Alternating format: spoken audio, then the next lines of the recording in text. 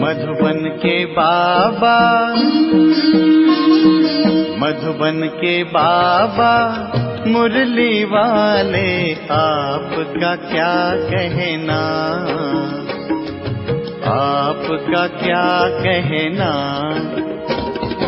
मधुबन के बाबा मुरली वाले, आपका क्या कहना,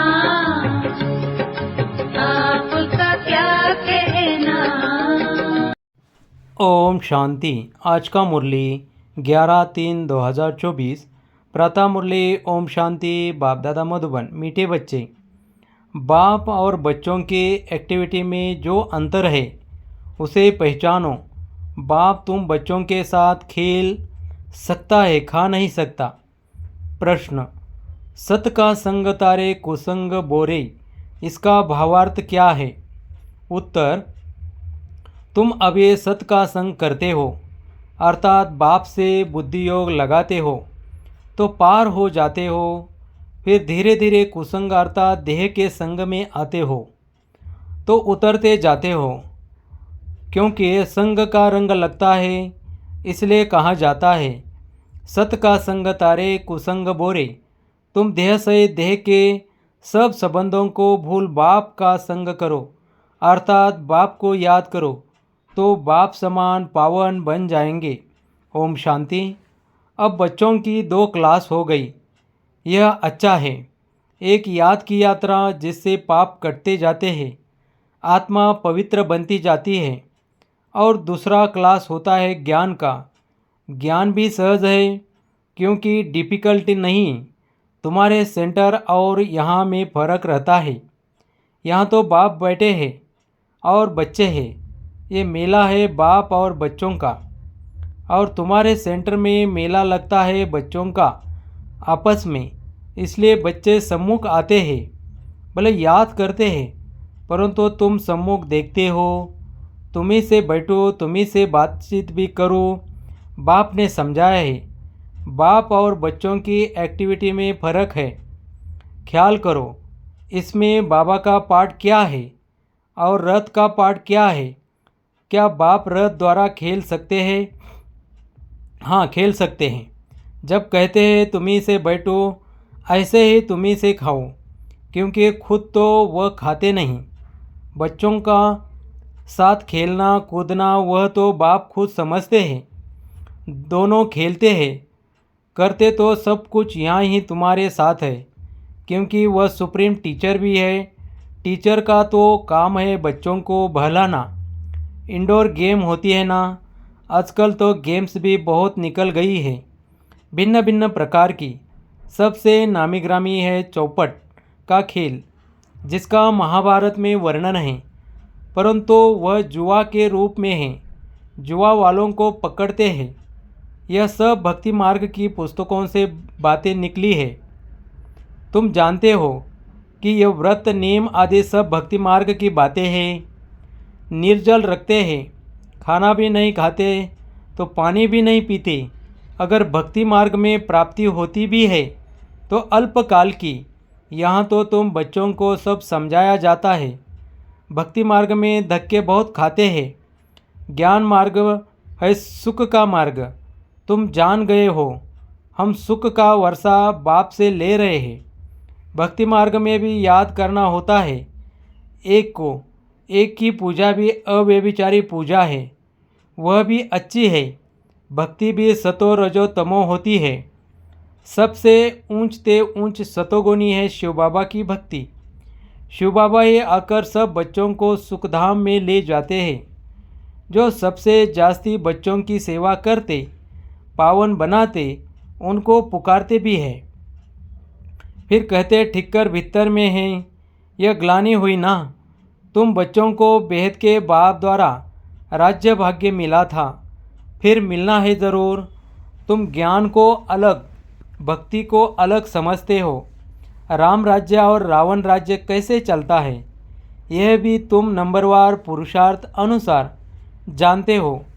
इसलिए परिचय आदि भी छपाते रहते हैं, क्योंकि मनुष्यों को सच्ची समझानी भी चाहिए ना। तुम्हारा सब कुछ है सच। बच्चों को सर्विस करनी चाहिए, सर्विस तो बहुत है, ये बैच ही कितना अच्छा है सर्विस के लिए। सबसे बड़ा शास्त्र है ये बैच। अब यह है ज्ञान की बातें, इसमें समझाना पड़ता है। ये याद की यात्रा अलग है, इसी को कहा जाता है अजपा जप। जपना कुछ नहीं है, अंदर में भी शिव शिव नहीं कहना चाहिए, सिर्फ बाप को याद करना है। ये तो जानते हो शिव बाबा बाप है, हम आत्माएं उनकी संतान हैं। वही सम्मुख आकर कहते हैं मैं पतित पावन हूँ, मैं कल्प कल्प आता हूँ पावन बनाने। देह सहित देह के सब संबंध छोड़ अपने को आत्मा समझो। मुझ अपने बाप को याद करो तो तुम पावन बन जाएंगे।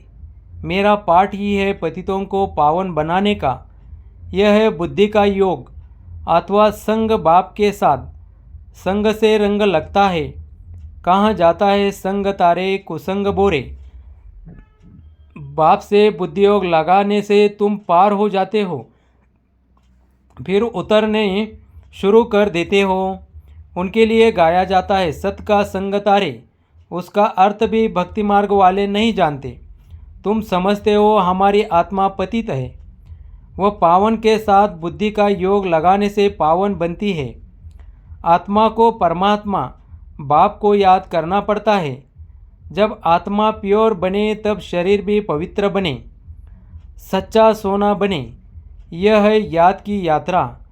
योग अग्नि से विकर्म भस्म होते हैं, खाद निकल जाती है। तुम जानते हो सतयोग नई दुनिया में हम पवित्र संपूर्ण निर्विकारी थे, 16 कला संपूर्ण भी थे। अभी कोई कला नहीं रही है। इसी को कहा जाता है राहु का ग्रहण। सारी दुनिया खास भारत पर राहु का ग्रहण लगा हुआ है।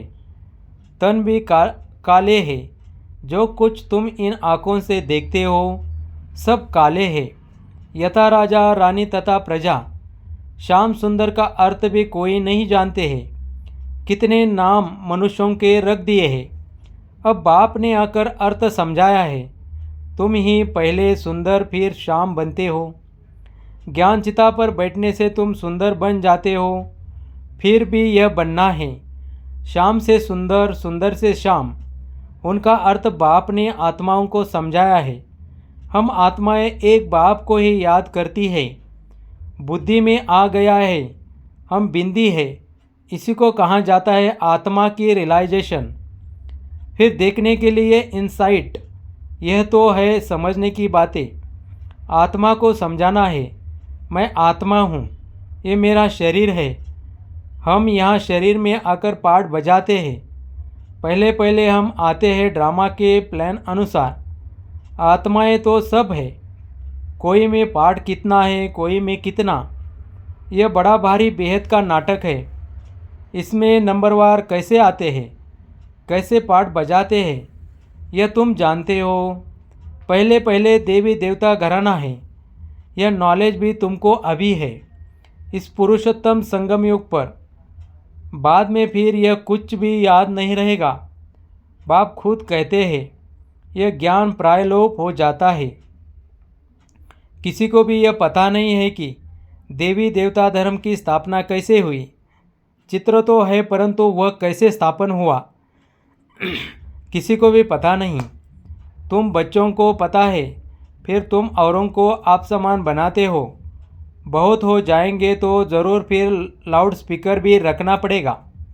कोई ज़रूर युक्ति निकलेगी, बहुत बड़े हाल की भी दरकार पड़ेगी। जैसे कल्प पहले जो कुछ एक्ट की थी वही फिर होगी। यह समझ में आता है। बच्चे वृद्धि को पाते रहेंगे। बाबा ने समझाया था शादी के लिए जो हाल आदि बनाते हैं उनको भी समझाओ। यहाँ भी शादी के लिए धर्मशाला आदि बना रहे हैं ना। कोई अपने कुल के हैं तो कोई झट समझ जाते हैं। जो इस कुल के नहीं होंगे वह विघ्न डालेंगे। जो इस कुल के होंगे वह मानेंगे कि यह सत्य कहते हैं। जो इस धर्म के नहीं होंगे वह लड़ेंगे, कहेंगे यह तो रस्म चली आ रही है, अभी अपवित्र प्रवृत्ति मार्ग है। फिर बाप आए हैं पावन बनाने। तुम पवित्रता पर जोर देते हो, इसलिए कितने विघ्न पड़ते हैं। आगा खां है, उनका कितना मान है, पोप का भी मान है। तुम जानते हो पोप क्या आकर करते हैं? लाखों करोड़ों शादियाँ कराते हैं, बहुत शादियाँ होती है।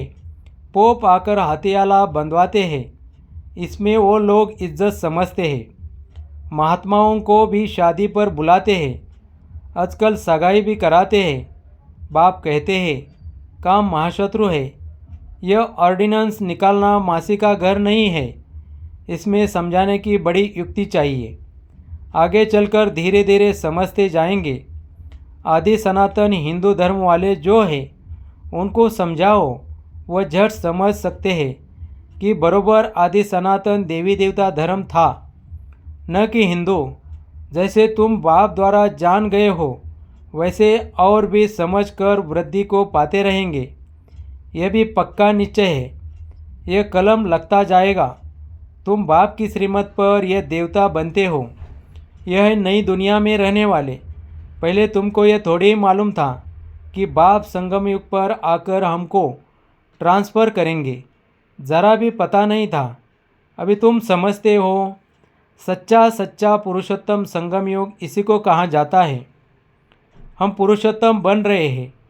अब जितना पुरुषार्थ करेंगे उतना बनेंगे।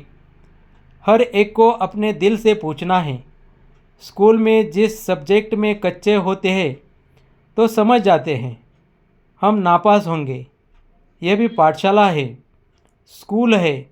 गीता पाठशाला तो मशहूर है, फिर उनका नाम थोड़ा थोड़ा फिरा दिया है।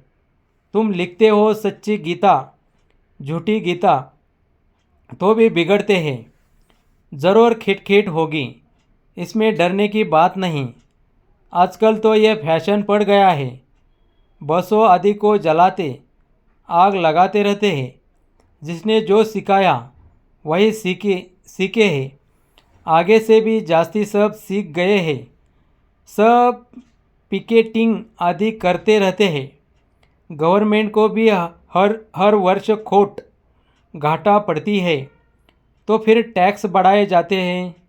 एक दिन बैंक आदि सबके खाने खोल देगी।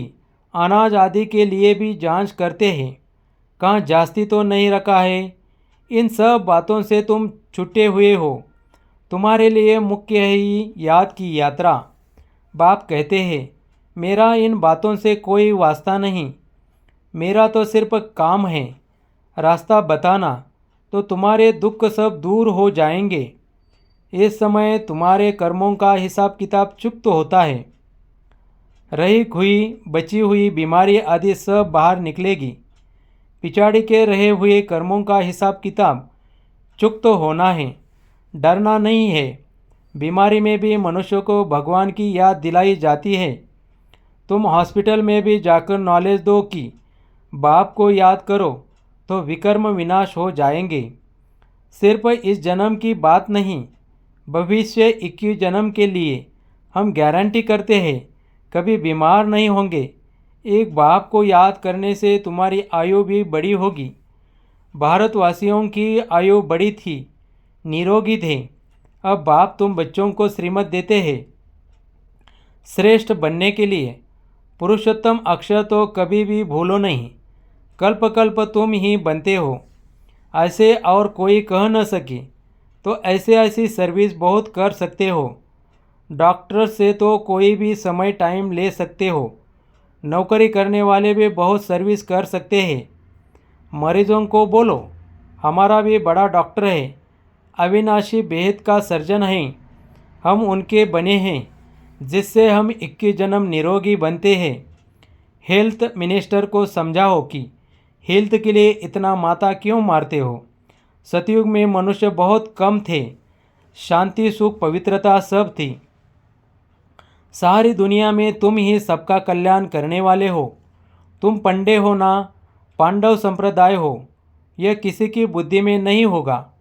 फूड मिनिस्टर को समझाओ, पहले सबसे बड़ा फूड मिनिस्टर तो शिव बाबा है। इतना अनाज देते जो स्वर्ग में कभी खोट नहीं होगी। अभी तुम हो संगम युग पर, सारा चक्र तुम्हारी बुद्धि में है। इसलिए तुमको स्वदर्शन चक्रधारी कहा जाता है। बाकी भारत इंसॉल्वेंट बन गया है। अक्ल वाले आकर अक्ल सिखाते रहते हैं, यह भी तुम बच्चे जानते हो। अच्छा, मीठे मीठे सिखिलदे बच्चों प्रति माता पिता बाप दादा का याद प्यार और गुड मॉर्निंग। रूहानी बाप की रूहानी बच्चों को नमस्ते। धारणा के लिए मुख्य सार। फर्स्ट, एक बाप को साथी बनाकर तुम्ही से बैठूं, तुम्ही से सुनूं, तुम्ही से खाऊं, यह अनुभव करना है।